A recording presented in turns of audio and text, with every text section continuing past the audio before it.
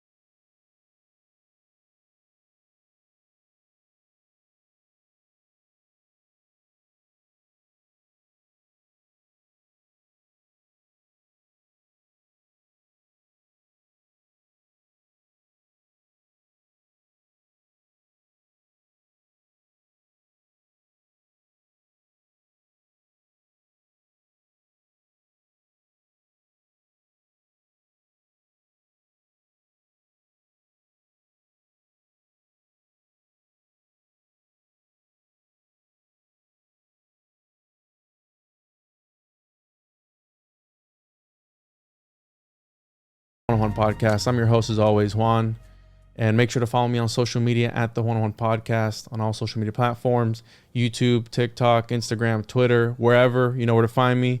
My website is theoneononepodcast.com. And today, I've been waiting for this interview for a while now, and it seems like this gentleman went from only being on one podcast that I listened to like 3 or 4 times, and I think the guy's podcast is The Modern Hermeticist or something like that. I think that's the first one that you did. Thoth Hermes? Thoth Hermes. Yes. I'm sorry. The Modern Hermit is another guy. Thoth Hermes. Shout out to that guy. I don't know him, but I have listened to his show. Great show. And that's where I listened to you for the first time, Ronnie. And I talked about you on the show before because I didn't think the interview was ever going to happen. Because obviously the book you were writing, it was coming out. And I talked to Tamara first. And she was like, hey, I know you want to talk about Manly, but I got somebody better for you. And then she had mentioned your name. I didn't know who you were until I looked you up. And here we are, Ronnie. Welcome to the show. I'm very excited for this. How you doing today, man? I'm good. I'm happy to be here. And for those that haven't heard of you, where can they find your work, Ron? Do you have a website? And I know we're going to be talking about your book here, The American Metaphysical Religion. Beautiful cover by Inner Traditions, of course. And this is a big boy. So it's just jam-packed full of a whole bunch of different things that we might cover today. Mitch Horowitz gave it an endorsement, and very, very well done, Ronnie. Where can people find you if they want to look you up, or do you have a website? I always tell people just go to your favorite search engine and look up Ronnie Pontiac, and there's music from my band Lucid Nation. There's documentary films that I've worked on. There's writing. I do a weekly astrology report on Medium, and I'm on Instagram. And so just any search engine will lead you to something interesting, I hope. Awesome. And Ronnie, you have an interesting history. Obviously, what caught my eye was, your involvement with Manly P. Hall. And I just want to say that the way that you carry yourself and the way you speak, you've had some practice. You have some experience. You're a natural. And it reminds me a lot of Manly, because I've listened to hours and hours and hours of Manly P. Hall. I have a golden anniversary edition, I think it is, of the beauty, yeah. With the full color plates and everything, the secret teachings of all ages. And I call him Daddy Manly P. Hall because I've learned so much from him. And I actually purchased, I got it this week, the revision, the tarot. Nice. And Ronnie, I had actually, this is how hardcore of a fan I am. I had actually taken the art, AI enhanced it, and I printed out my own Hall Nap tarot deck. I had printed my own, and then they made the revision because I wasn't going to pay like $700 for an original 1929 copy. And I was like, I'm not even going to want to touch it. So when they came out with the revision, I jumped on and I actually got them this week. So nice. Congratulations. Thank you. They did a beautiful job on it. Yes, they did. And again, I'm a fan of anything Manly P. Hall, but can you tell us a little bit about you, Ronnie, and really what started you on this esotericism, occultism kick? Because I know you have an interesting background. You were kind of like a bad boy at first, and then you stumbled across Manly P. Hall. I was an only child raised by war survivors who were atheists, and I had the classic get my ass kicked at school every day childhood. Didn't really feel any social contract by the time I hit my teenage years. I didn't think that I owed society anything because I felt that all society had given me was an ass kicking. So as I got into my teens, I became a front person for a nihilist band that was I guess we were borderline fascist, really. I mean, our audience was pretty fascist oriented. And I was into various kinds of mayhem and crime, small petty thefts and such things, and was really headed somewhere bad. I had a strong biker following, for example, from my band. There was a lot of violence around it. And I was very, very blessed that nothing bad happened to anyone, including me, given what was going on around me at the time. The two things that changed my life: first, I fell in love when Tamara asked me for help when she was in trouble outside a club, and I came to her rescue, and it turned out to be the love of my life that I rescued. She rescued me, really. And then when I was with her, I'd always had some interest in the metaphysical and the occult, but in a very kind of dark and self-serving way. So I began with Crowley, Austin Spare, William Gray's Tree of Evil. I couldn't find anything really evil enough for me. I thought the Satanic Bible was kind of trite and goofy, and I wanted something deeply evil from which I could claim power and then use this in my band. And that was about the extent of my interest. I had seen when I was a kid a book called Atlantis, Mother of Empires, and I'd always wanted it, but at the time, it's a big, big book, and I wanted to shoplift it, but it was far too large to be able to do that with. So I had a birthday, and my parents optimistically gave me money for a haircut, and I took it instead to the Bodhi Tree bookstore, to the used branch. And I was looking for Atlantis, Mother of Empires, but what I found instead was The Secret Teachings of All Ages. It was a 6th edition, which was a reduced size tome, but it was still a tome. The plates were black and white. It looked to me like it was from another century. And it just seemed like the perfect book for aspiring wizards or something. And I put it on layaway. Eventually I paid for it because even then it was a little above my price range.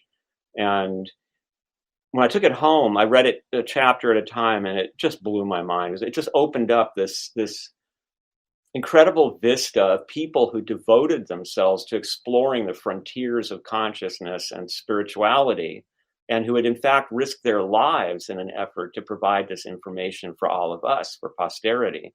And so Manly Hall in this book, as you know, covers all these different subjects, and it was as if no part of life was left untouched by this vision, this esoteric vision. And the incredible art also was amazing, the Robert Flood stuff and so many other things.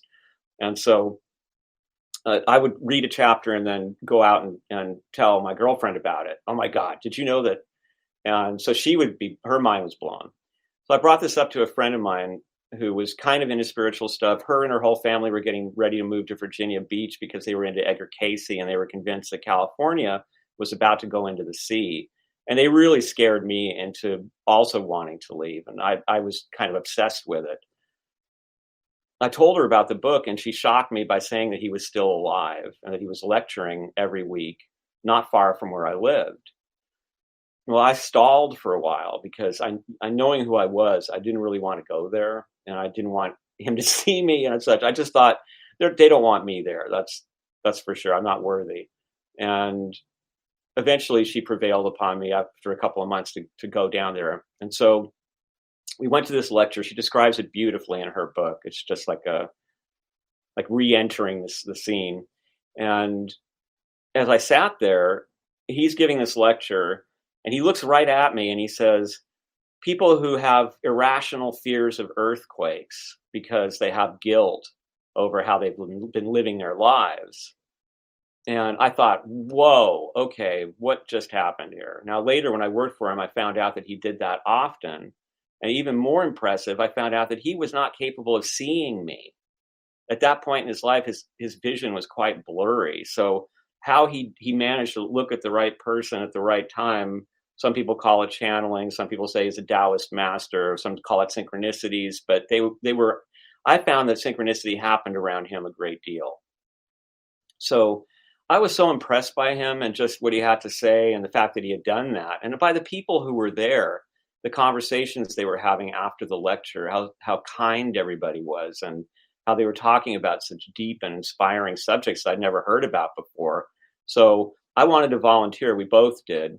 We went down there the next day, Monday, and we tried to volunteer. They wanted my girlfriend because she had office skills, but they didn't know what to do with me. They didn't need me. And they did ask me, though, if I had any knowledge of languages.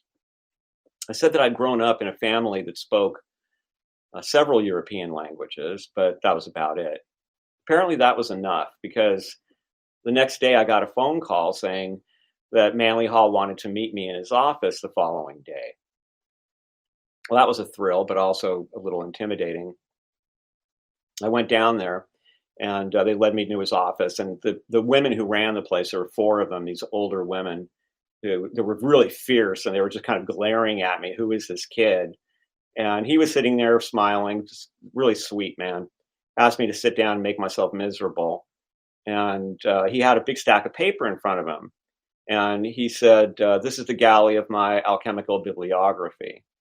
And he pushed it toward me and said, I want you to edit it under my direction. And I said, I don't know what a galley is. I don't know anything about alchemy, and I don't know what a bibliography is. I think you've mistaken me for someone else. I don't really have a good education. And he said, I understand that you have some knowledge of languages, and that's really what's required here. And I'm sure you'll be fine. I'll make sure that you know what to do. I tried to talk him out of it, but he insisted. And so I picked up the paperwork and I started my way out the library. And the vice president of the place, Pat Irvin, she must have run around the office going out the other door. And she stopped me before I could leave the library and said, give me that paperwork. And I was relieved. I said, sure, you're right. I'm not the guy for this. And I gave it back to her. When I got home, there was another call, and it was Mr. Hall's secretary, and she said, he wants to see you in his office tomorrow morning, first thing. So I got down there first thing in the morning, and it was just him this time. And he still had the alchemical biblio there, and he pushed it in front of me again, and he said, from now on, you take orders only from me. And if anybody tells you anything that contradicts what I tell you, you just come back to me. I will show you what to do every morning. We will have lunch in the vault, and I will introduce you to the books that you're working on, and you can ask questions, and I'll answer them for you. And then in the evening, before we quit for the day, in the afternoon, we will look over your work and make sure that it's all appropriate and that it was well done. Well, I mean, it's still just, I can't believe it happened even now. It was something beyond just dropped into my life like this amazing redemption. And so I started working for him, and it was amazing. I became also his screener. I became his designated substitute lecturer, and I became friends with him. And he and Tamara became friends, and then he actually married Tamara and I in his backyard after having chosen the day with his wife astrologically, and kind of insisting on it. Like, we weren't really into getting married, but he really was, you two need to be married, and we're going to pick the day, and we're going to do all this. So we had grandparents all of a sudden, and neither of us had grandparents really. So it was really incredible. And he was a very sweet, very wise man. He did not like to talk about esoteric subjects out of the office. He liked to tell jokes, but his jokes would often have meaning. So you would be laughing, but then you would realize he had just sent you a message. And he would be happy to answer any questions I had about esoteric subjects. But to give you another synchronicity that I haven't discussed yet, but Tamara talks about in her book, an amazing moment, but a good example of the kind of thing that used to happen.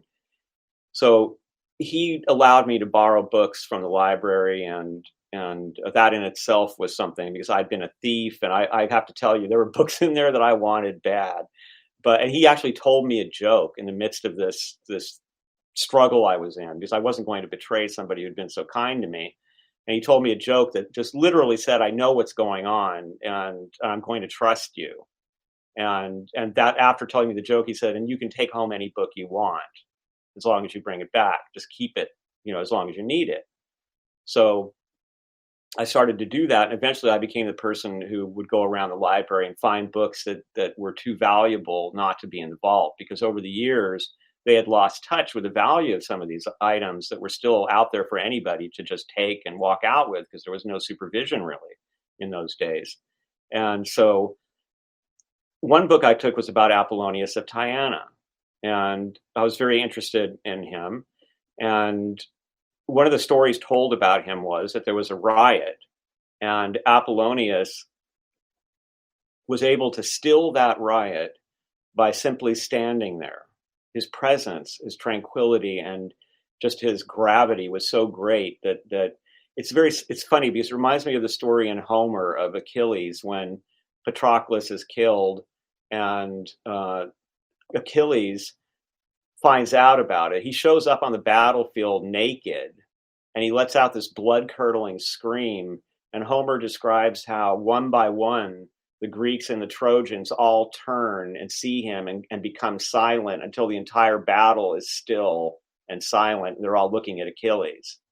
And it reminded me of the story of Apollonius, but I thought, this has got to be bull. I mean, my wife and I were talking about it, and we said, if one guy is going to stand in the middle of a riot and the riot's going to stop. No, that doesn't make sense. So I said, you know what? I'm going to talk to him about this. Well, the next day we went in there, and I said, I would like to talk to you about this book about Apollonius. He said, sure. Why don't we talk about it over dinner? He would sometimes take us out to his favorite restaurant. So we went to this restaurant, Michael's in Las Feliz, and I was ready to talk to him about it. And we're standing outside in line, and there's this irate man in front of us. He's really pissed at his wife for some reason.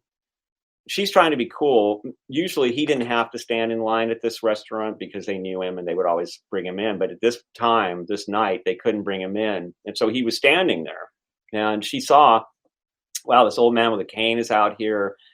And she tried to make sure she wasn't in his way, and she kind of got in her husband's way, and he got even more angry. And then I watched him get in between. Like, he didn't do anything in a way. It was like Tai Chi. He's looking way past anything going on right by him. It seems like he's not even paying attention, but he's taking these small steps, and he's getting in the way of this man, so he can't get at his wife. Now I'm ready to fight.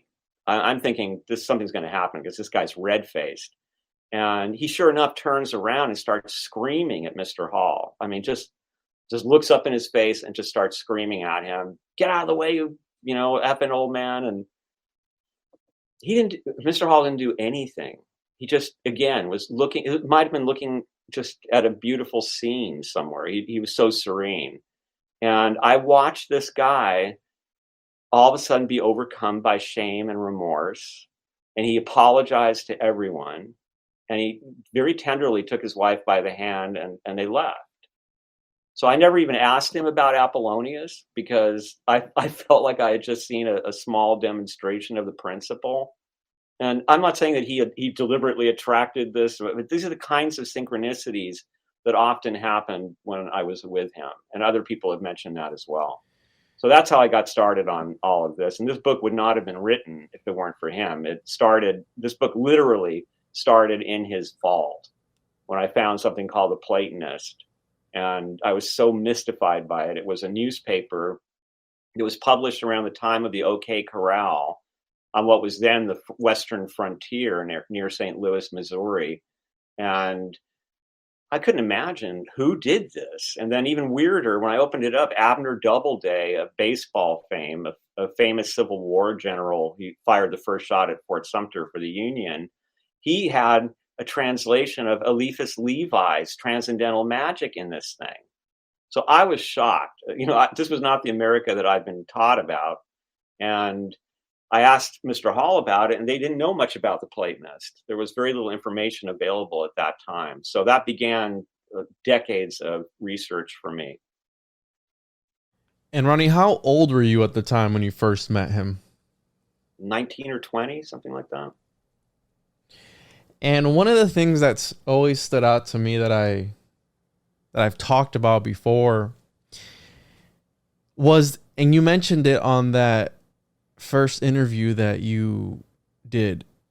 And again, I don't know if you can elaborate on it or not, but you said something that really piqued my interest for some reason. You said that Manly P. Hall had fired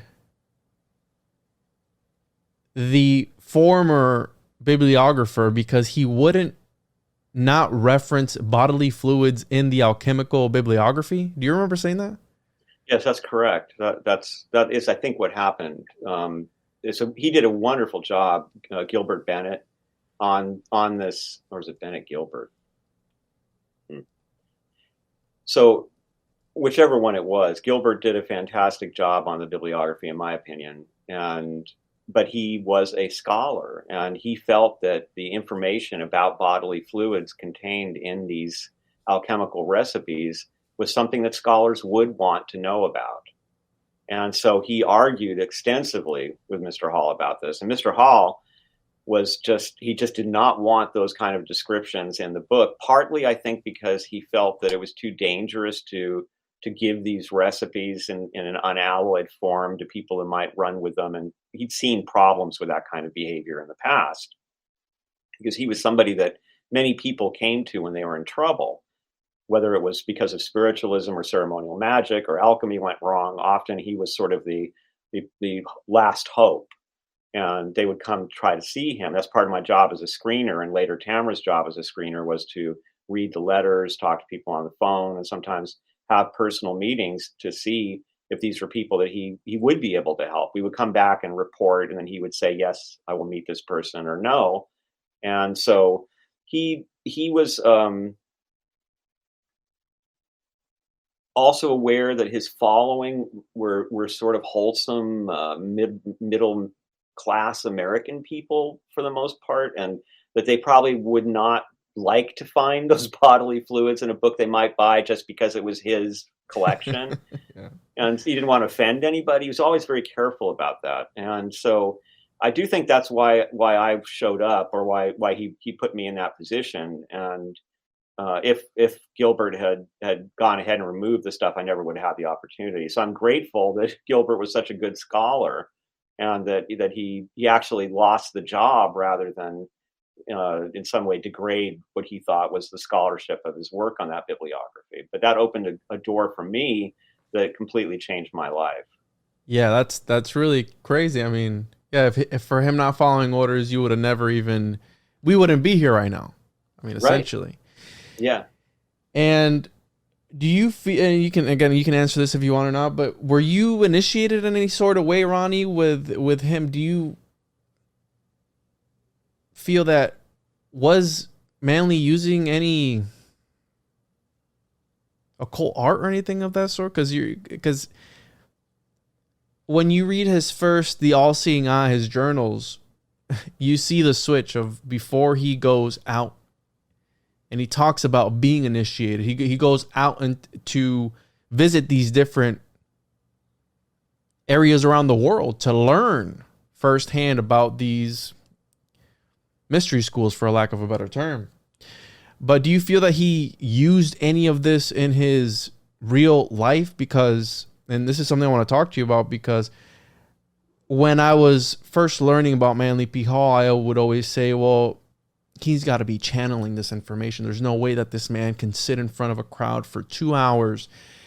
And the way he carries his conversation, his words, the rhetoric that is involved with his, and the knowledge that he's putting out without skipping a beat. This dude's got to be channeling.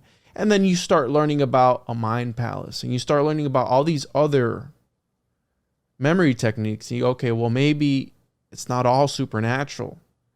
But I feel like with Manly, there's something enigmatic about him, something so mysterious. And I've read it's called The Man of Mysteries. I personally don't like that biography, but it's, I think, one of the only ones that's out there, right? Yeah. And again, there's the rumors about him and all these things. And I've heard you mention that people wanted to photograph him naked as well, in the nude, which is, he got a lot of strange requests for sure. Yeah. but do you, and again, you can answer it if you want. If not, he was using some sort of technique or something? Because you're saying when he would look at people, he would sense the aura, and he was looking right through the guy at the restaurant, or he was there but not 100% there. Well, I'll tell you, for me, my practice around him, and he taught me a couple simple things. He taught me the Pythagorean recollection, which is a simple technique of, when you go to sleep at night, you go backwards through your day and you assess what you did and what you might have done better and how you might have done something different that might have had an even better result. A very useful technique for self-awareness and for self-development. I had weird dreams. I don't want to say what it was. I don't know if it was just me but I had dreams where he appeared in sort of these light displays, and something was being transmitted, and it was a very overpowering experience. But I don't know if that wasn't just my own psyche illustrating how I felt about being in his presence. And when I knew him, certainly the early Manly Hall was much more of an occultist, and much more interested in the occult, much more willing to talk about it and to write about it than he was later in life. Part of the reason for that, I believe, is because he did come to see some of the damage that was caused to people who perhaps had pre-existing psychological conditions or traumas, and who then went into one or another spiritual path and had these problems amplified into some kind of crisis. And I think he realized, a lot of this initiate stuff and a lot of the occult stuff can easily unbalance people who are already struggling. Also, I believe Marie Hall was a big change for him. She described to Tamara and I once at their house about how when she met him, he was living in this weird dark house, probably the Frank Lloyd Wright house that was in Blade Runner. He did live in there for a while. And she said he had this, as she put it, a dwarf manservant who seemed sinister. And he always had these sinister parties, and that had swamis and psychic people. And she didn't approve of any of it. And they had blackout curtains in the house, and they would leave it dark during the day. And she told us, she said, I went in there and I opened up all those curtains and let the sun in and gave him good German breakfasts. And she really turned him away from the glamour of the occult into this more very steady kind of lifestyle. And when I knew him near the end of his life, in his 80s, I would say that what he reminded me of the most was a Taoist master. he was really into Buddhism and Taoism at that time in his life. And he had the kind of presence of a Taoist master. His room, his office had this tranquility in it, this vibe. I don't know how to describe it, but it was something that you Feng walked shui. into and yeah, it was a temple. And when you walked into it, you felt decades of what was going on in there. And there was about him a very tranquil presence. And so I think that maybe, and this is just my theory, and I certainly don't say it's the only way to look at it, maybe what was happening there was that he was just so in the flow of the Tao, or what Eliphas Levi calls rest in nature, to rest in nature with a capital N. And I feel that I think that's why I got in there. I think because when he knew he needed somebody else, he put the word out, I need somebody who knows things about languages. I popped in there and they said, oh, what about this guy? And he said, hey, if this is what washed up when I needed it, then I'm going to give this a shot. And I saw him do that kind of thing with other people. So my feeling is that what he had was that deep inner connection with the current of things, with the way that life flows. And that gave him a depth that allowed him to do things like silence somebody who was irate, or look at somebody in an audience and say just what they needed to hear. If you've ever been in that kind of a state, sometimes when we do creative work, when I was in a Riot Girl band, we used to do zines, and the zines would fall together in the most inexplicable ways. You would be doing something about a certain subject, and it seemed like anything you touched, all right, yeah, nice. I'd like a copy of that. Yeah, I would love to send you a copy, and I also have a comic book too. This is I call it a journal. It's inspired by the All-Seeing Eye, but it's a zine. You know, I love that. Yeah, well, zines, they were the best. So that's where I first experienced this, really, that sense of how everything falls together. Now, this book was like that. It seemed like everything that I'd be working on, suddenly I couldn't sign on anywhere without something relating to the book popping out that I could use. And what are those experiences? You know, no one's really sure. They've been described as guidance system. Jungians talk about synchronicity to explain it, but we don't really know what is happening there. I always think of it as just you're in the right flow. You're doing what you should be doing at that time, and the universe is supporting you in what you're doing. Yeah, I always talk about how art is magic, and art attracts synchronicity in a way. Mm-hmm. And whenever I put having this podcast, putting it out in the ether, it does create an alchemical reaction. And podcasters, or any artist really, we are all the modern alchemists, right? We are the ones transmuting people's ideas and thoughts real time. As people are listening to this, they're having revelations that they wouldn't have otherwise had unless we were on here talking, you and I. And us talking, I go back to Al-Kindi, with everything is a ray of light, and the way it interacts, that's reality that we perceive. And I actually came across, so you said, what did you say about the little man at Manly P. Hall's house? You said there was the what? Oh, the dwarf manservant, the sinister dwarf manservant. He had a dwarf servant, really? That's what she said. This is Marie Hall. Wow. Okay, so I am known a little bit for, I've coined myself the homuncologist, and I've dove pretty deep into the subject of the homunculus. Now, I came across you one night, right, as I was going into the esoteric corners and occulted corners of the internet, and I came across an article that you wrote about the unobstructed secret of the golden flower. Ronnie Pontiac, September 30th, 2014. Do you remember writing that? Yeah. It's for realitysandwich.com, and you keep mentioning Taoism, which is really an interesting branch of alchemy. It's one of the more interesting ones. And I recently got done reading Peter Levenda's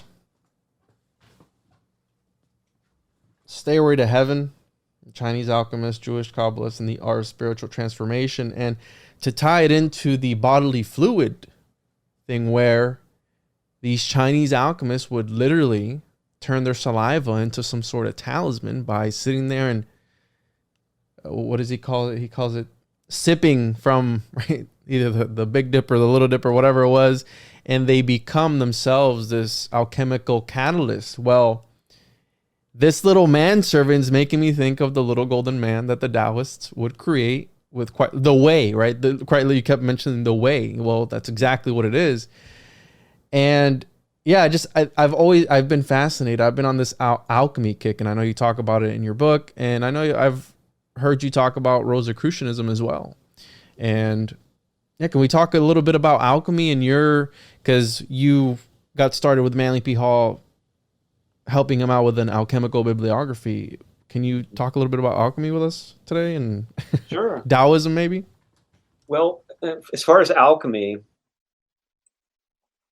I think the first important thing to understand about it is the spectrum of it. That you have, on the one hand, people whose motivation was more or less wealth or universal medicine for profit.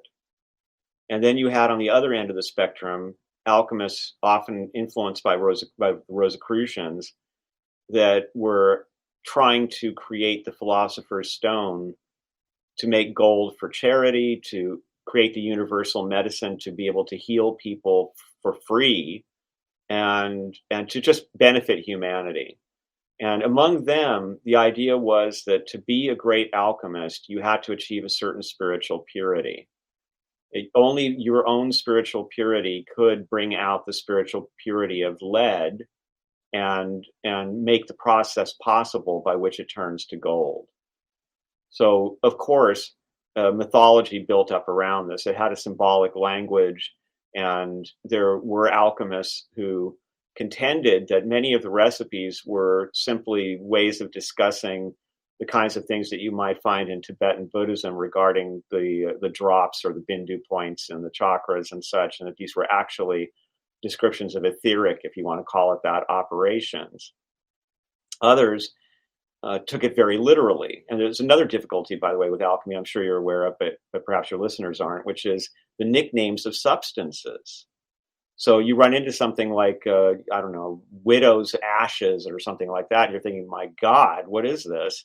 And then really that turns out to have been some sort of a strange herb or substance that had that nickname at the time.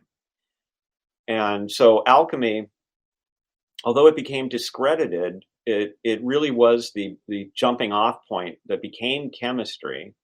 And the fact that it was discredited is, I think, a questionable, perhaps it's a manifestation of scientism, because there are still aspects of alchemy, there are still practicing alchemists that have not fully been understood, I think, by science. So, for example, one of the things that I learned from being around Manly Hall and being interested in alchemy was a tremendous respect for herbal medicine and for tinctures and for other combinations of herbs and the impact they can have, and for the long, rich history of that kind of use, whether it be Paracelsus in Europe or it be the use of these herbs by indigenous tribes in America. There's this giant kind of history of medicine that's about the alchemical usage of herbs, purifying them, distilling them, combining them in the right ways, going all the way for many practitioners to picking the herbs at the right time, at the right astrological hour, at the right astrological day, and the right moon cycle. And you're deeply in touch with the currents of the earth and trying to capture the greatest potency that way. And so in America, alchemy was, and I think remains to a degree, a major interest. And people don't realize that, for example, the son of John Winthrop, the governor of Massachusetts Bay Colony, the pilgrim of pilgrims, his son, John Winthrop the Younger, was a full-blown alchemist, really into the Rosicrucians. He actually went to Europe searching for Rosicrucians. When he had his alchemical laboratory and his library, which contained many of John Dee's books, shipped to America, he had the crates marked with John Dee's Monus Hieroglyphicus. And so this is, if you think about that's shocking. I mean, we're talking about the governor of Pilgrim, Boston, and his son has got John Dee's alchemical symbol on his crates and is running around searching for Rosicrucians, is deeply into all kinds of esoteric studies, and ultimately branches off to become the first governor of Connecticut colony. And there he's famous as a practicing alchemist, both for creating gold ostensibly and also for creating medicines and training these groups of women to diagnose and to dispense the medicines using different colored envelopes. And so alchemy existed at Harvard in the early days. Yale Yale had presidents who were not only alchemists. Yale had one president who had run into a Kabbalist who came to the colonies so all that time ago. This was a man who traveled around the world just meeting different people. And he met somebody who became the president of Yale. And he argued that every college in America should teach Kabbalah. And so alchemy was actually at the heart of American ambition, but also American spiritual practice in the early days. And I think that it conferred a certain kind of a sentiment or a certain theme of consciousness to America about this obsession with transmutation, this idea that if you just put the right things together, you'll get the gold. And I think most people take it in a rather a lower level of I can be rich too. But America certainly seems to have gone in for the idea that there's a medicine out there that doesn't involve allopathic medicine, that it's a spiritual medicine. There's a way to spiritually adjust yourself so that you can be prosperous and you too can have great achievements. And these kind of alchemical goals, I think, suffuse American consciousness to this day.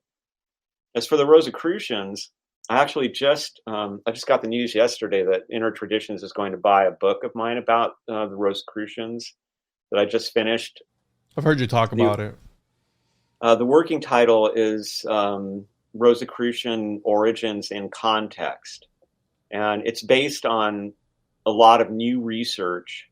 And I looked deeply into the rule of Rudolph II and then the whole debacle surrounding Frederick and Elizabeth in Bohemia, because I believe, along with other scholars, that this context was very important to the development of Rosicrucianism. Now, the ideas had already existed, many of them. Utopian ideas, apocalyptic ideas.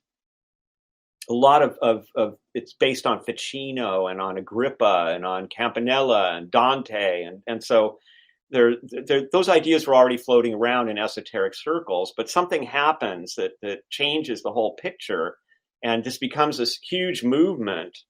And my take on it is from this research that when we're looking at the probable origins of the Rosicrucian manifestos, I think that we're looking at something that could really be compared to the Beats or to even the hippies in the 60s. In other words, we've got college students who are being mentored by professors who are deeply into the esoteric. Everybody is caught up in this sense of imminent change and the idea that we can have a new era that's going to burst loose. Part of this is based on the arrival of comets and other astrological and astronomical observations.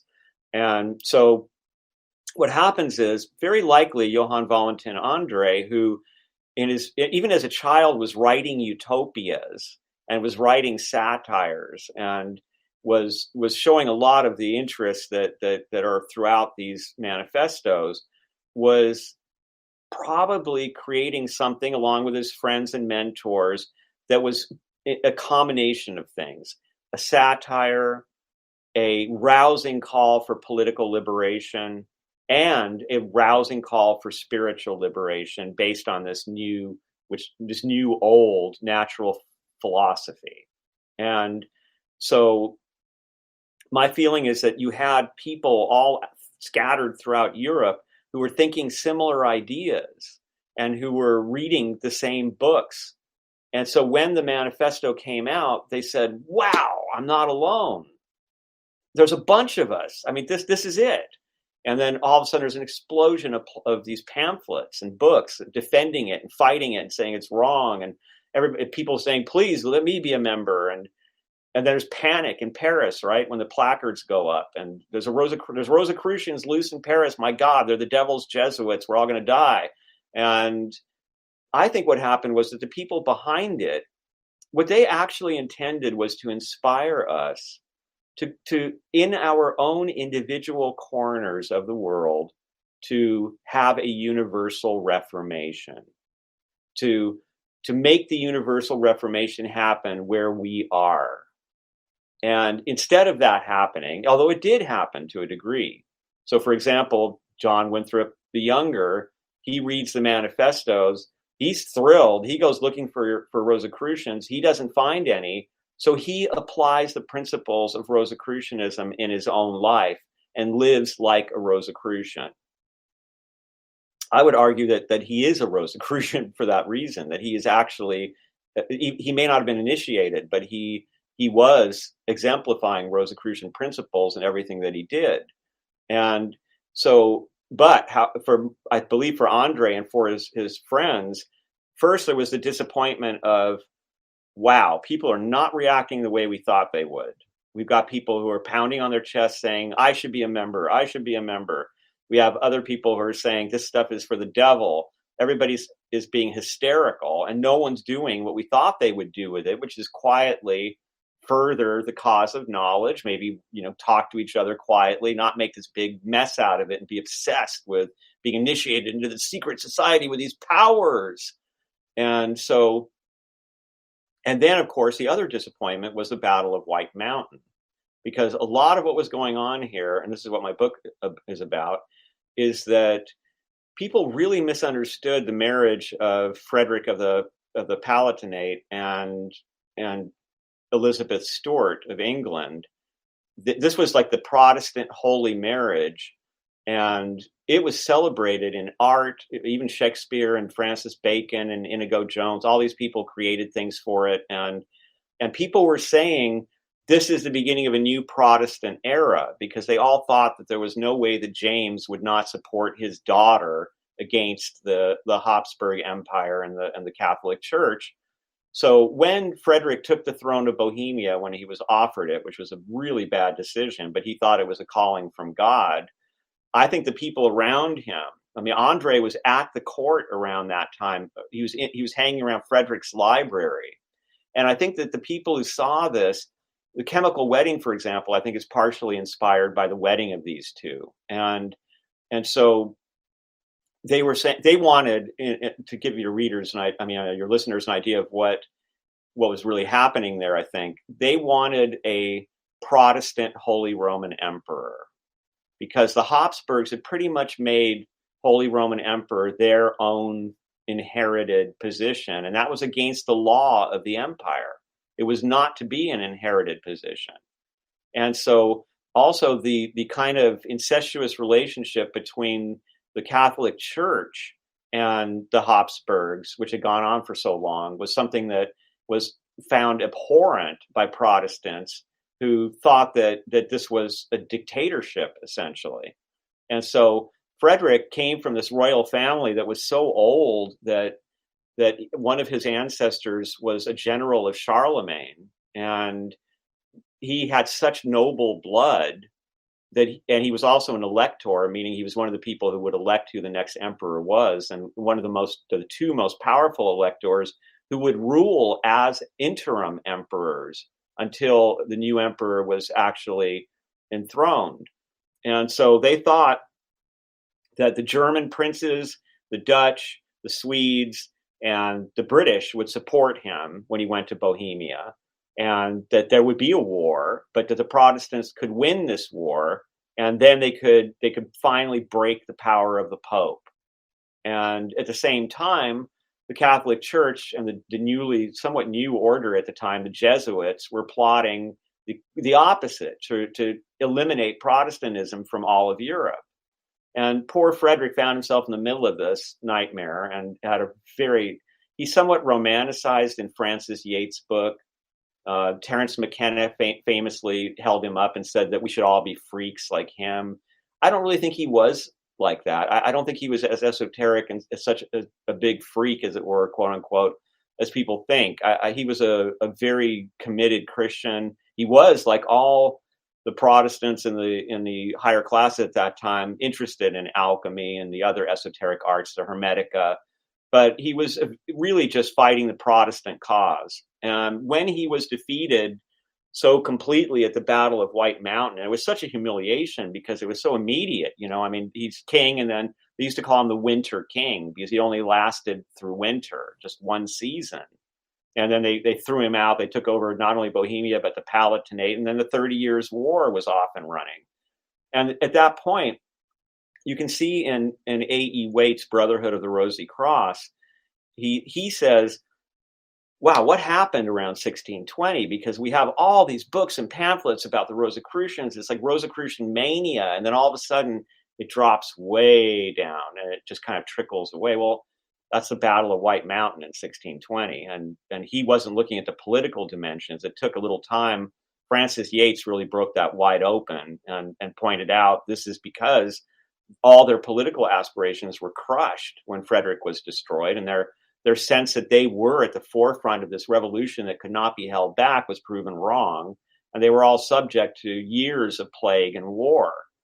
They turned their attention to America in a very real way, some of them, and some of the people that were involved in Rosicrucian ideas in England and Germany became influential in the groups that spent the money to send the colonists to America. And there were people who went along in those early days who had Rosicrucian interests. And a good example of one such person, not so much Rosicrucian, but Elizabeth Stuart had a son who became famous as Prince Rupert of the Rhine. He was this very dashing, brilliant soldier and artist and inventor. He had a lot of occult interests, and he was infamous for supposedly having a magical dog and a magical monkey. And I think the dog was the first animal ever featured in its own pamphlet. And this was because the Catholics wrote a book about how it was this devil dog, and it did all these evil things, and it had all these evil powers. Like Agrippa, I think it was Agrippa that had the devil dog. Yes, too. Exactly. And so Rupert, then the Protestants wrote books defending the dog and attributing different powers to it. And in fact, at one time, Rupert's battalion all took a knee and toasted this dog with wine. And he was quite famous. But Rupert became very involved in the Canadian colonies. And that's why we have, that's it, boy. And this is one of the things that, for those interested, because this is the first time I'm hearing about this, really interesting. And for those interested, in your book, you do just this, because we're talking about alchemy and how everything's coming together leading up to America. And in your book, you jump from person to person, these different people in history that some I've heard of, some I hadn't heard of. And it's like, there's all these nuggets that have led to the creation of what I did not know this existed, the American Metaphysical Religion, which is an actual, from hearing you talk on other podcasts and interviews, that it's an actual field of study. And yes. All that you're saying has led up to this climax. And even if it's being acknowledged or not that it is its own religion, we can't deny the fact. I mean, it's almost like an alchemical chimera of some sorts that just came together, and it's sentient. Well, let's talk about it for a minute. It's an idea that first starts to formulate, I think, in the 80s with a literary critic named Harold Bloom, who wrote a book called The American Religion. It was a huge hit, but was very notorious. He said that American religion, including Christianity, is not Christianity. He says that, in fact, American religion is closer to Persian religion, and he calls it American Orphism. He also calls the New Age California Orphism, which I love that title. I think that's great. I'm not sure it's a good description, but it's wonderful. And so Bloom had this idea that there's this thing called this American religion, and he didn't really give it the name American Metaphysical Religion, although he may have mentioned something along those lines. And he said, this thing is not what people think it is, and it's very strong. And America is deeply into this religion, but they think that they're Christian, but they're not. They're this other thing. And then others kind of picked up on this. And then the really watershed moment was a book by a scholar named Catherine Albanese, wonderful writer, and a wonderful book I highly recommend to everyone, called A Republic of Mind and Spirit. This came out in the 2000s, and this really established this field of study. And there are more writers in this area who have, so for instance, Wouter Honegraaff is an, I'm not sure if I pronounced that right. I'm sorry, Wouter. He's a wonderful academic who has become known around the world because he exemplifies this idea that is now gaining traction, which is, it is not on us to judge if these things are true or valuable. As academics, it's on us to study them and present them as accurately as we can, to take all the information that's hidden away and bring it out so that people can study it and decide for themselves.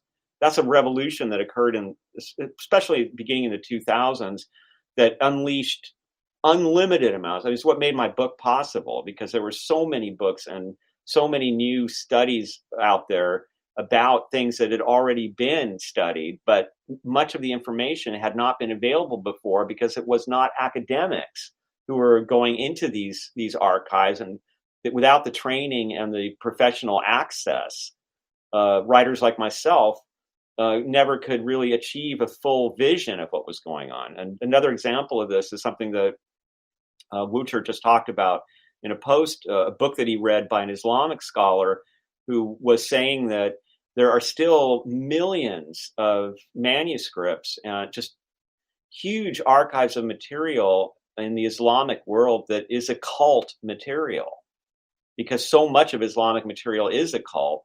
And it's waiting for scholars to come and find what's in there. Who knows what's sitting in the Vatican? I mean, the lost books that could be found in there, the lost books of Plato that are allegedly, and there's some amazing works that we have the names of, but we don't have copies of. They may be sitting there right now, waiting for scholars to go find them. So that revolution really created this field of study called American Metaphysical Religion, which the argument is basically this around it. Is American Metaphysical Religion anything? Is it just an umbrella term to cover a bunch of weird, superstitious activities that people engage in from different cultures?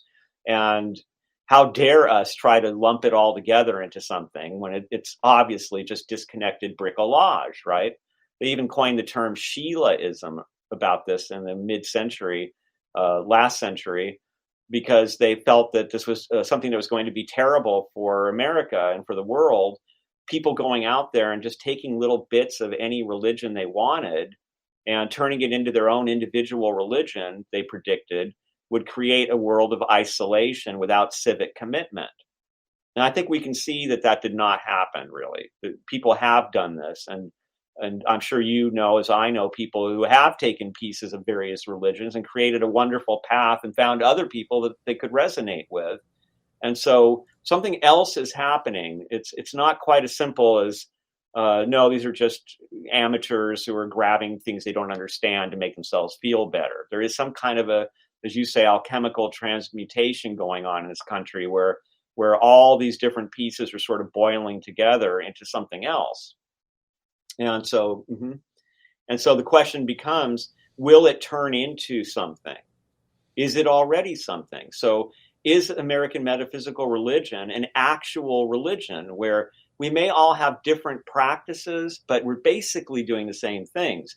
You may use the I Ching, I may use the tarot, somebody else may use runes, but we have more in common with each other than we do with mainstream religion. And basically, we would recognize in each other ourselves. And so in that case, we have a huge religion. We're talking millions and millions of people that doesn't have self-awareness. Now, maybe that's a blessing. Because without self-awareness, you don't have hierarchies, institutions, exploitation, and all the things that happen when you get an institutionalized spiritual path. And so others argue that there's a possibility that this is evolving into a new religion. And so Albanese, for example, just released a book a couple weeks before mine that I can't wait to read, but I haven't had a chance yet, that's about the pursuit of happiness in Anglo-American metaphysical religion. And she's, if I understand correctly, she's arguing that the pursuit of happiness has, in a sense, become a whole new approach to religion. Because if you look at Buddhism, if you look at patriarchal religion, monotheisms, in general, the world is seen as a battle, as you have to fight against worldliness. It's a place of suffering. And this American religion is about the pursuit of happiness. We should be happy in nature. And I always look at this and think, wow, I have in my book some of these people who, when they first came to America, there were some people sophisticated enough to look at the natives and say, wow, these indigenous people are living better lives than we are. They're healthier than we are. They don't have to have walls and guns, and they get along better. Their wars aren't nearly as cruel or bloody. And who are we to say that we're actually living better lives? Maybe we can learn something from them. They even grow better food than we do. And so that idea, I mean, it's possible. You've seen in history that, for example, when the Aryans swept down into India, and they eventually wind up practicing the religion of those they conquered. If you look at what happened in Rome, they conquered Greece, and Greece takes over Roman culture. And so it could be that we're on a path here where all these different religions that have flown into America or streamed into America will combine into something that perhaps gets a big part of its personality from indigenous spirituality and the need to respect nature and to conserve it and to live in harmony with it. So it could be that this will turn out to be an organized religion of some kind. It could be again that it's already a religion, but it doesn't know it is. And then there's the idea that it really isn't anything. It's just a bunch of crazy superstitions, and that we're giving it this label for convenience sake. History, and that nowadays is subjective. We have a lot of people, we have a lot of conflicting thoughts even within the community.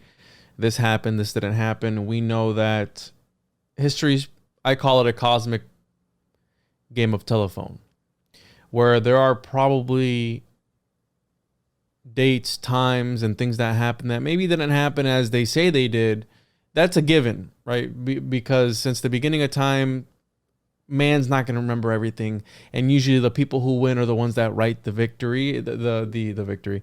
To the victor the spoils, right? But those are the ones that actually write the history, and they usually burn down the last guy's stuff. Or I mean, we see with the Egyptians, they scribble on their name onto that monument, etc., etc. And you mentioned something that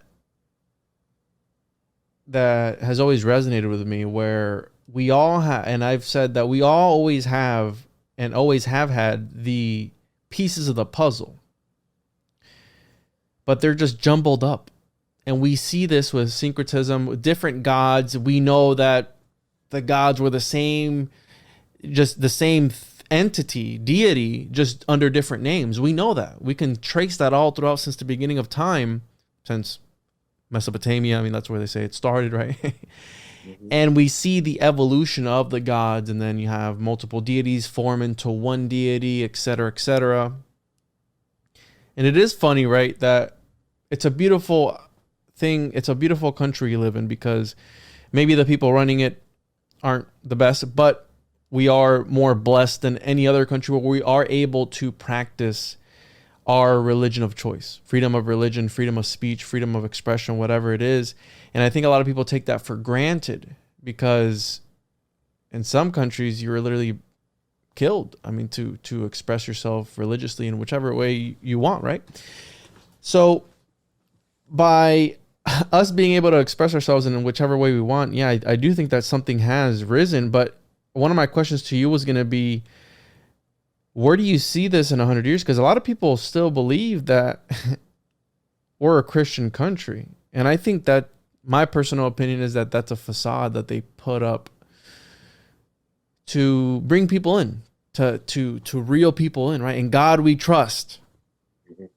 I mean, a lot of those guys, a lot of the founding fathers were probably part of, and again, nothing against people in occult circles, but they're probably in secret societies and initiates. What are your thoughts on that? And where do you see this in 100 years? Are we still going to have Christianity as we know it today, or all these other major world religions, or will we be worshiping something else, or is it going to be, will the world end before then? What are your thoughts on that? Well, I think we can see Christianity changing in America already.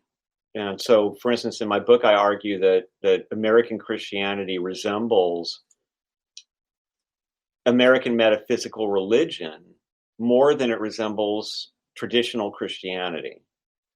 And what I mean by that is, in traditional Christianity, we have the idea that life is suffering. You're very likely damned. The only way you're not going to be damned is if you are given grace. And so you must behave in a way that you won't ruin that. And don't expect to be happy here. And the rich man doesn't get into heaven, and turn the other cheek when there's violence. Now, needless to say, we haven't seen a whole lot of that in European Christianity or Christianity anywhere. But in America, this has really evolved in a strange direction, because you have the prosperity gospel. You have people who are saying, well, the reason you're poor is because you're not in good with the church. You know, God, if you were in good with God, you'd have everything you need. Well, what does that suggest to you? That, well, we're supposed to be happy. God wants you to be happy. And not only that, God wants you to be in control down here. And that is not traditional Christianity. God wants you to pick up a gun and defend yourself in case the government comes after you. God wants you to dominate politics instead of rendering to Caesar what is Caesar's.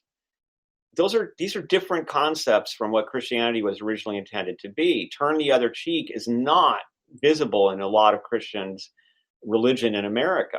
There's a lot of violence associated with it, and pressure and domination, and it's really quite a different animal. And so my feeling is that if we look at American Christianity, we can see, I mean, look at Mormonism, which is essentially, it's almost an occult religion in itself, and see how America has already changed this tradition to resemble its own preoccupations more than the heritage of Christianity. So I think that it will continue to do that. And then now we have this huge upswell of interest in the esoteric that is something we haven't seen since the New Age, and augmented by social media is really something brand new. So we have people such as yourself and others who are getting online and sharing what they're discovering, and there's a healthy disrespect for traditions and elders and the ideas of secrecy, and there's a desire to really know what's up and share it with each other. That's pretty exciting and different. And I can tell you, just seeing, I mean, I find it, as somebody that was involved in Riot Girl, for example, and if your listeners don't know what Riot Girl was, it was a subdivision of punk rock that was run by women. It was a kind of a DIY movement, and very much about claiming not just equality, but also doing art around the reality of what it was like to be female. And so a lot of the art deals with abuse and rape and trauma and injustice and discrimination. Very incredible. I went there after working with Manly Hall, and I have to say, in many ways, it was as enlightening as being at PRS, and completely changed my world. To hear and see and read what women were really going through, and what it was like out there, was a real life changer, and changed how I did many things in my life.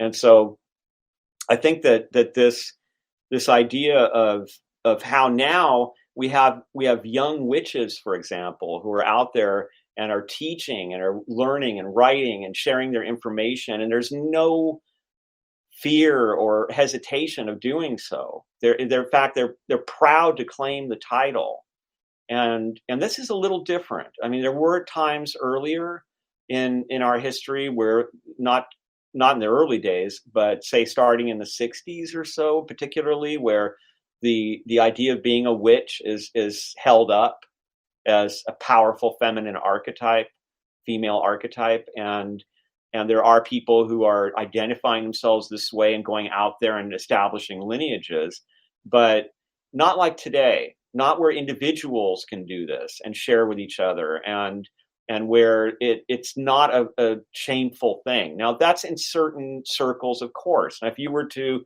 declare yourself a witch in the middle of Oklahoma, you're going to have a different experience than if you do that in California. But nevertheless, it's never been this acceptable. And also, I think, understood at such a depth, because the women who are doing this, the young women who are doing this, they know that they're doing is also feminist. They know that they're not just teaching a spiritual path, that they are also, in a sense, continuing the tradition of let's call it Riot Girl, of the girls that came before them who tried to use art and self-expression to let the world know what was going on and change the way things are done. So I think there's a lot of change that's going to come from that. And I think just the influx of women into society that has occurred over the last couple generations is a huge factor in changing the way society works. You see how most of these patriarchal traditions try to keep women down. And so here we have a tradition that's doing quite the opposite and is trying to embrace feminine spirituality. And so now, where does it go? I think that, 100 years, given the way technology is exploding at this time, I have to say I really have no idea what it looks like in terms of technology, because we're on the verge right now. I think the next 20 years are going to make what's happened in the last 20 years look like almost like nothing. And how are we going to adapt to all this new technology, the AI and the robotics and Neuralink and all these things that are just completely going to change how we experience life? And where does spirituality fit into that? So, for example, Mary Kay Greer posted something interesting today where she said, are we even going to need mediums to contact our dead relatives? Because can't I just feed a bunch of information about my dead relative to AI and then talk to my dead relative? So that's a great question and a great observation. That remains to be seen. And also, we're still at an inflection point in terms of generations that have grown up in the computer world. So someone like me, I go all the way back to Prodigy, and I embraced it immediately when I saw it. I loved it, and I saw it turn into what it is today. But I didn't grow up on it. When I was at PRS in the 1980s, there was no there wasn't internet, but there was no access for any of us on it. And so things like rare books or it's just so hard to find things. I mean, I can't tell you how many times now the difference is amazing. I used to have to drive to libraries and contact, pick up the phone and call, do you have this book in your library, and have to go get it. And now I can go online and find books that were so incredibly rare. Things that are in a lot of Manly Hall's vault is now online thanks to the Getty. The manuscripts that I looked at with him, you can now go look at.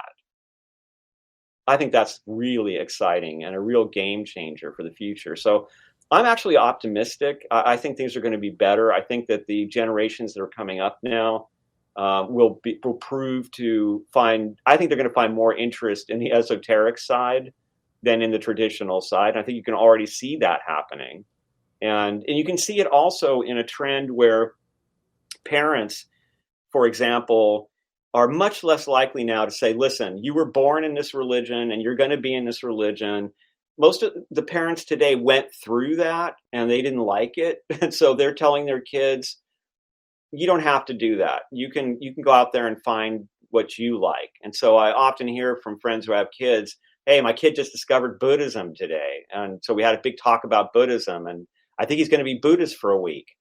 And then they try something else. And see, I like that. I think that that's a wonderful approach. And one of the things that was great about being at PRS was thanks to Manly Hall's incredible breadth of interests, I got exposed to every religion, all kinds of art, every culture. And I find that I couldn't live without that now. It's like having air to breathe. And I think that the more people discover that, the better for everybody, so that we can embrace different spiritual traditions or different parts of spiritual traditions at different times in our lives. And I still think there will be people who practice the traditional purist religions and then inherit them, because those are also very powerful paths.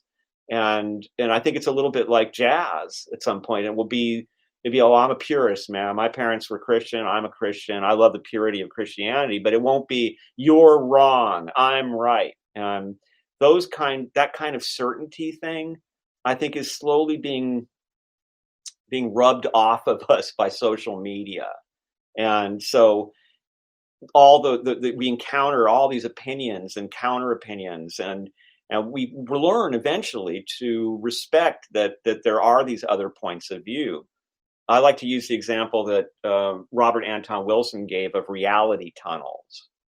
And so all of these different paths are different reality tunnels. And we all inhabit different reality tunnels at different times of our lives. So why shouldn't our spirituality reflect that? And finally, Emerson and the Transcendentalists, in this so typically American way, such incredible hubris on a level, but so wonderful. Emerson, with his statement, why should we have to follow other religions? Why can't we have a direct revelation of the divine? Aren't we as good as our ancestors were? I mean, don't we deserve to see not through their eyes, but through our own, the divine? And this relates all the way back to Shingon Buddhism, which the founder Kukai had a great saying. I don't remember it exactly, but essentially what he says is, don't try to do what the masters did. Seek what they sought. Because we each have to find it in our own way, in our own lives. And so I think there's too much fetishizing right and wrong, and this is the way it's done. And yes, there are certainly better and worse ways of doing things. But once you take into consideration the context that each human being brings to the table for spiritual experience, you can be a lot more open-minded. And so rather than feeling threatened by all the different spiritual paths, you can feel how great that is. And instead of saying, well, these are just people making things up and just whatever they want to believe, you can say, well, is it possible that the divine can reach to people in ways that make sense to them? And I know people, and I certainly have experienced myself, I mean, being raised atheist and being very bitter and angry about everything, when I stumbled across a path that made sense to me, or a symbol of deity that made sense to me, it awakened in me things that I had never been able to feel before. I write about that in my book about an ancient Egyptian goddess named Sekhmet that is getting really popular now. And people are having these revelatory experiences.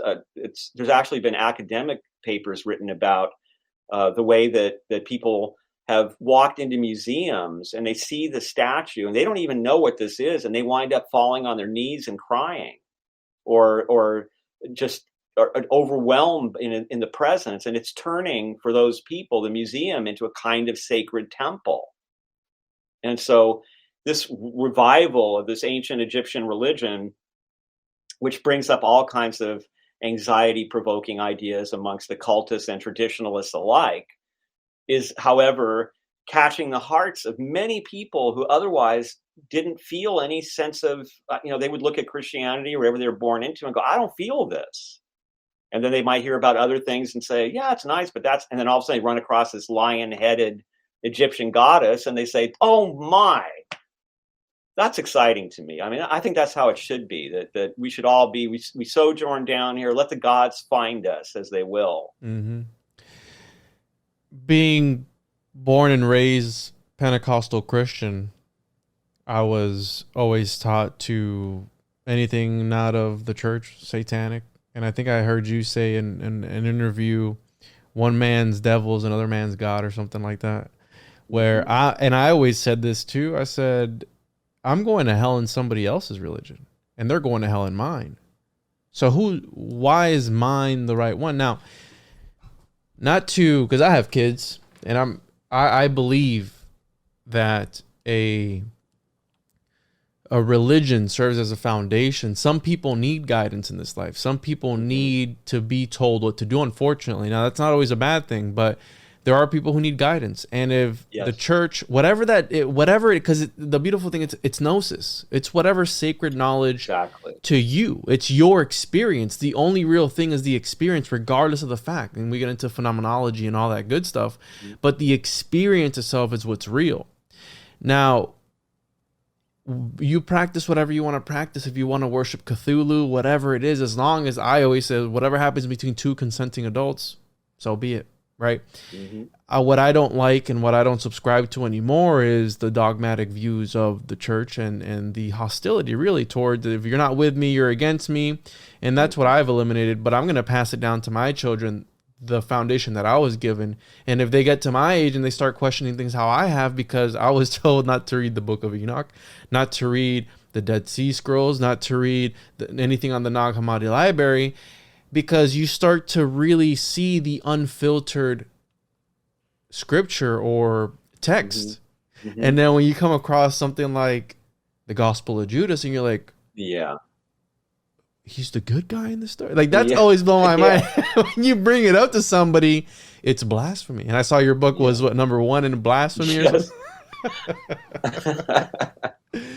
But yeah, they can't even come to terms within themselves. There's 40 something thousand denominations of Christianity, and you expect me to navigate this space and find the one. Like, no, have a set of beliefs, and if it aligns to you. But the problem with the church is it's a brokered experience. You can only achieve divinity through us, right?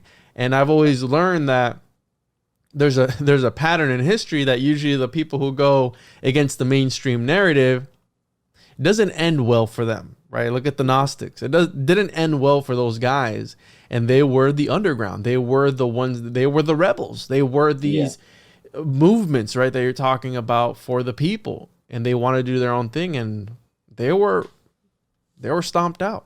It didn't end well for them. So I think that this is a very interesting topic, and I'll be honest, I did not know that there was such a thing until I came across the book, and I finally got it. And I was like, wow, okay, this is something that's part of why I wrote it, because I wanted people like us to be able to have access to this information that was, even though it was published, it was hidden in these expensive, obscure academic books in college libraries, and no one except academics knew that we were getting brand new visions of a lot of our most important heroes and themes. And so that was that's a big reason why I've written all the things I've written. Because I have another book coming out in August that I wrote with Tamara about the Orphic tradition, and then of course the Rosicrucian one. So I think that there's a sense of reinvention in the air, but there's also a sense of fear and reactionary desire to control. And so on the one hand, we've got this eagerness to explore all the new information and to find your own path. And on the other, we have a desire to squelch it and to establish a theocracy in this country. And that is the literal political goal of the dominionist section of the politics of Christianity in America, to reestablish Christian domination, or what they call dominion, in the United States. And that's a very serious goal for the next election. And they have a kind of Supreme Court now that may have more to do with that side of things than it does with our viewpoints. Yep. Oh, that's great. I haven't seen that before. Yeah. That's really cool. It was a custom that I did. You thought it was something else, didn't you? You saw for a split second. But I actually have like some weird Trump stuff in our rehearsal room, because we would do satirical songs and videos about him, So when I see people with it, I don't always assume. So I don't think it's going to work. Even speaking astrologically, we're leaving Pluto in Capricorn right now. Pluto has been in Capricorn since 2008. You know what happened then with the financial crash. everything we're experiencing, plague, financial crash, weather disasters, every time Pluto goes into Capricorn, this stuff is going on.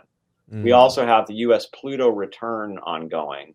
And it's very similar to what happened during Rome's first Pluto return. Same thing, economic problems with distribution, plague, breakdowns of institutions and belief systems. And so we're just where is it now? March 23rd, I think. Pluto enters Aquarius for 3 months and then goes back to Capricorn and then enters Aquarius for 20 years. In history, Pluto in Aquarius has been connected to the American Revolution, the French Revolution, big populist movements for liberation. And I don't see the possibility of establishing dictatorial autocracies during Pluto in Aquarius. If they attempt to, there will be massive social unrest and uprising against it, because that's just what that's what Pluto in Aquarius does. So my feeling is that we have a particularly dark perspective right now, having sojourned through all of this Pluto and Capricorn time with Neptune in Pisces. This is the end of a big, long cycle, a lot of looking back, a lot of feelings of exhaustion and endings. And it's all going to change in the next few years. By 26, Pluto goes into Aries, starting a whole new, very different cycle. Last time that happened was the American Civil War. And we have Saturn is about to leave Aquarius for Pisces, ending its cycle and beginning a new one about the same time that Neptune shifts over. And we've got Pluto entering Aquarius. We'll get a taste of it this spring. And I think it'll be a lot different. I think that things are going to kind of blossom up somewhat. And I think there's a lot of pent up energy that was caused by, and I think it's still there, even though we're taking the tack. We sort of decided as society that, okay, this thing is over and now everything's back to normal. It really isn't back to normal. There's still a lot of feelings of fear out there, and people aren't sure what safe means anymore. But we will reach a point where we will feel safe again. And I would suggest that Pluto in Aquarius, staying true to its historical manifestations, will be bringing around a lot of medical breakthroughs, big cures. I actually think they may go a long way toward curing cancer in the next 20 years with this aspect. And it will surprise us, I think, how much things are changing on that medical frontier. And so I think they may come up with something like a more traditional vaccine where it does stop it from spreading, or something will happen that makes us feel like, oh, wow, okay. And when that happens, I think there's going to be such a huge blossoming of energy and artistic creativity, and people are going to want to run out there and be together and share music and do all kinds of things. So I think that that's probably ahead too. And I also think that we've been in the 20th century has kind of had a stranglehold so far on the 21st. We do have a lot of developments in the arts and such in the 21st century, but if you think about it, music styles, I mean, so many things are still kind of the way they were. And a lot of the icons that are still held up in some degree are people who are, really from another era. And although we have examples of people who've kind of busted out in the new generations, I don't think it's happened even a fraction of how it's going to. And I think we'll see in the next 2, 3, 4 years, as many of the icons of the older generations begin to die out, a big shift in terms of what culture feels like, what music is doing, what the goals are in all these places. And it's already happened. I mean, when you look at why did Riot Girl happen in the 90s? Look at what was going on in the 60s, 70s, and 80s with women in music. I mean, it was, can we find 14-year-olds and do whatever we want to them? I mean, that was the music business for 30 years, and nobody said anything about it. It was like this secret, this is why we're really doing it, wink, wink. And now these guys, I mean, Steven Tyler just got in trouble because he tried to marry a 14-year-old or whatever she was, 16-year-old back in the day, and she's suing him now for the damage that she did to his life. Rather than he did to her life. And so he's faced with this something I did back in the 70s is now suddenly being judged as something very wrong and illegal. And it was illegal at the time, but everybody looked the other way. Now look at the change in culture there. In the 90s, when Riot Girl came along, people hated them. They were like, "What do you don't spoil the party? What are you guys doing? Everybody hates." You know what? You're a bunch of ugly girls, and that's why you're angry. Was the kind of thing that you would hear all the time. And now the world has really come around, and it's not okay anymore to build a business on the backs of kids. So that's a big development, and I think there will be more such developments of a more evolved point of view, and more interest in equality, more power for women, more interest in new forms of creativity, and I think that's going to be very exciting. So I do think we're in for a bumpy ride. I think that the other side is also very motivated, and they feel that they are in the right, and that tends to give a certain force to one's activities, whereas people like ourselves are much more open-minded, and we're not more likely to be banging people on the head with this is the only way or else. We want to share ideas. But in the long run, I think this approach and the alchemy that you and the other podcasters are performing, as you pointed out, this one-on-one way where people hear a little something. You might hear, often I find that when I do interviews, somebody will just one thing I said, they'll contact me and say, "Wow, I never thought of that, and it really changed the way I was looking at things." That kind of change, that's not happening in the Christian world. Okay? They're not going out there and opening minds. They're going out there and creating communities that are conformist and that are self-policing and that want to police society. And I don't think most people want that. And so my hope is that all this American metaphysical religion stuff, all these esoteric activities are going to help to unleash a much more cosmopolitan atmosphere. And in fact, the funny thing is that, I don't know, you're probably aware of this, and back in the day, they used to call alchemists cosmopolitans because they were constantly traveling city to city because they were often thrown out. And so it kind of fits in there. And I think of it as a cosmopolitan also goes with Alexandria, ancient Alexandria, with Neoplatonism in Rome. And that kind of society, even though it often doesn't last, is a beautiful time to be alive because of the ideas and the art, and things are created that can influence people for centuries.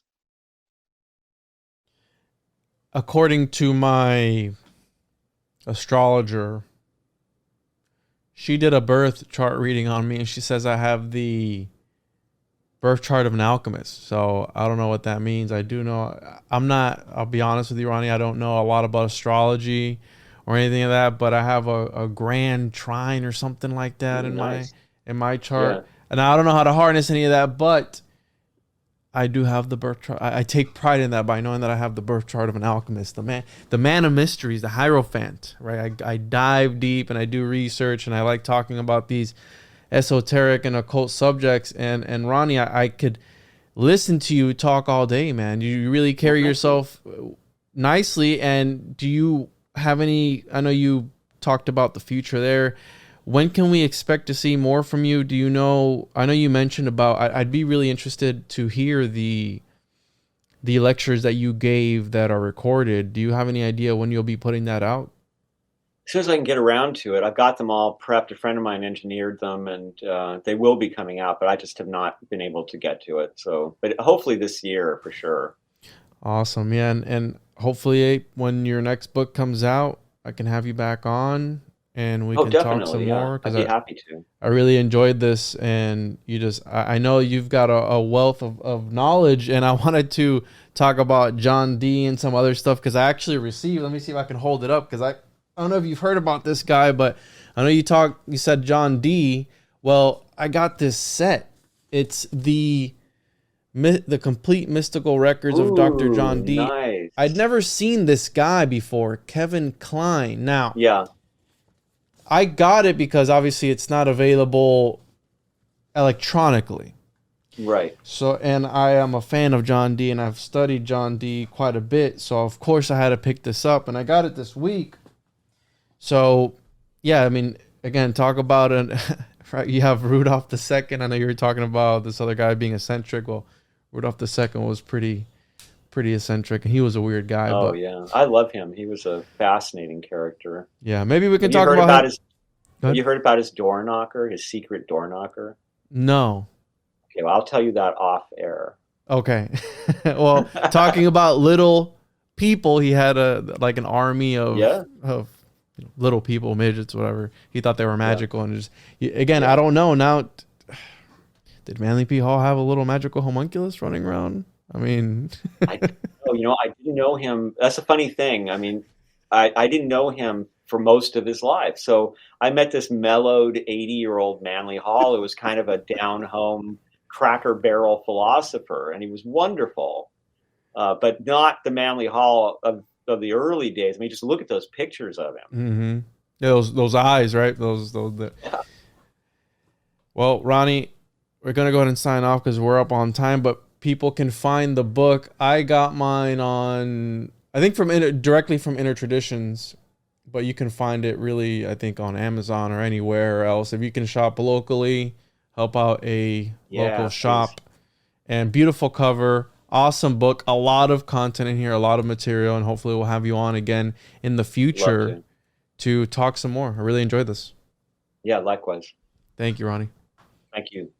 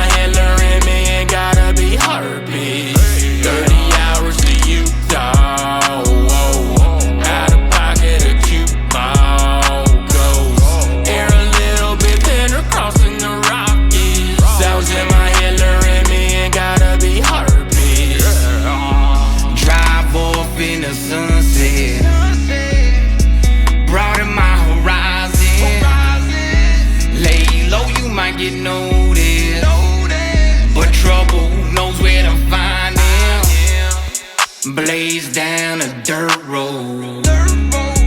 Feel the heat of the night. Which way do I go? Eating all the Lucy inside. 30 hours to Utah. Out of pocket a cute ball goes. Air a little bit thinner crossing the Rockies. Sounds in my head luring me and gotta be heartbeat. 30 hours to Utah.